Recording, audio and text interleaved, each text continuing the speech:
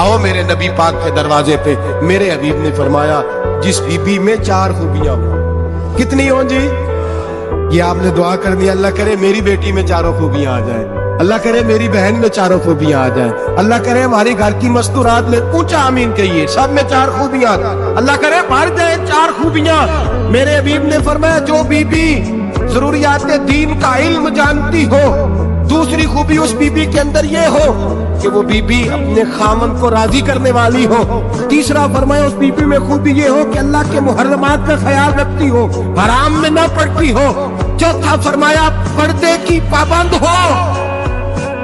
फरमाया जैसे ही वो मरती है अर्श का मालिक उससे हिसाब ही नहीं लेता, उसे बगैर हिसाब किताब ही जन्नत अता फरमा देता है। जो पर्दे की पाबंद हो, खामद राजी हो, मुहर्रमात से बचती हो, फरमाया वो बीबी अल्लाह तबारक व तआला उससे कोई हिसाब किताब बगैर हिसाब के अल्लाह उसको जन्नत में दाखिल कर देंगे।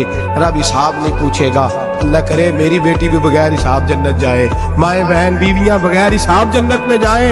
अल्लाह करे हम सब के घरों में जितनी औरतें हैं उनसे कोई हिसाब न लिया जाए, बगैर हिसाब ही जन्नत में जाए।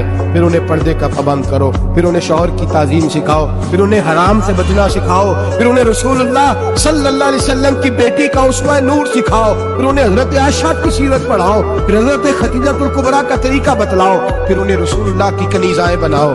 अल्लाह करे हम यहाँ से जुमा पढ़ के जाएं तो हमारे हाथ में एक बुरका भी हो, हमारे हाथ के अंदर जो है वो एक बड़ी चादर भी हो।